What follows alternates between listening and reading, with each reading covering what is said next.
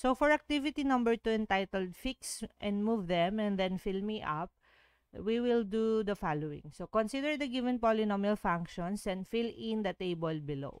Okay? So let's begin. I'll be answering items 1 and 4. And then you will answering the rest of the remaining items. Okay? So that is 2, 3, and 5. So let's begin with number 1. So in the given table, the first column are the polynomial functions. The second column are polynomial functions in standard form. The third column is the degree. The fourth column is the leading coefficient. And the fifth column is the constant term.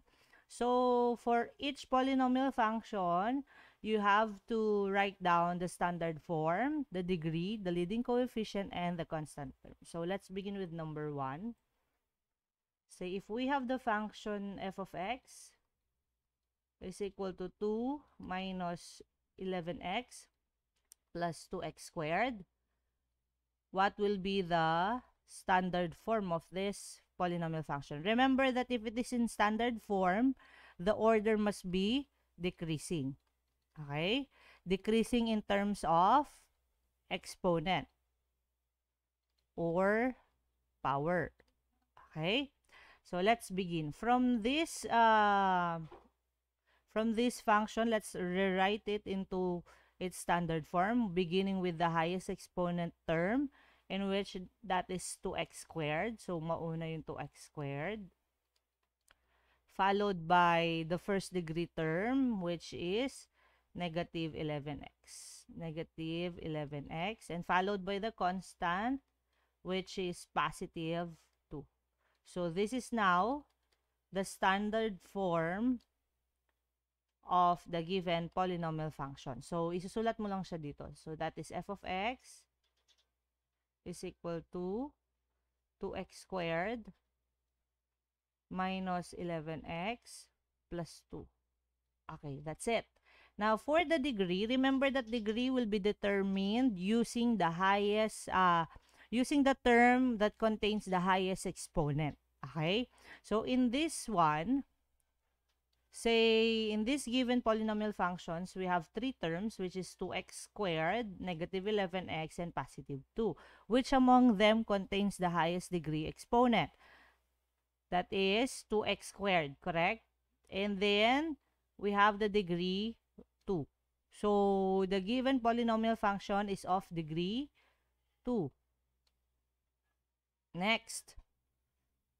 Let's talk about the leading coefficient. Leading coefficient is the numerical value of the leading term. So, first, you have to first identify which among the terms is considered the leading term. And the leading term is considered the term which contains the highest degree. Okay? So, the terms are 2x squared, negative 11x, and positive 2. Which among these terms contains the highest degree of exponent? That is 2x squared, correct? So, if 2x squared is considered the leading term,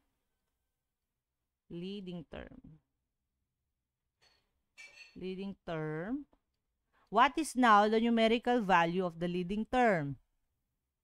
Ang tawag natin dun ay coefficient. So, ito yon. So, this is what we call the leading coefficient. So, the leading coefficient now is 2. Okay, this is 2. As for the constant term is the term wherein it has no variable with it. So, asan dito yung terms? What is the variable in the given function? The variable in the given function is x. Correct? So, nasan dito sa terms na to ang walang x? That is positive 2. So, therefore, positive 2 is the constant term. Okay. So, this is positive 2. Question. Ang degree ba 2, dapat ang leading coefficient at saka ang constant term 2 din? No. Na-tsempo lang sa example natin na halos pare-pareho silang 2 kasi 2 nga ang halos given dito. Okay? So, nagkataon lang yon. Hindi sa lahat ng bagay pare-pareho yung sagot sa degree, leading coefficient, tsaka constant term. Okay? So, that's how you fill in the table for item number 1. Now, item number 4. For item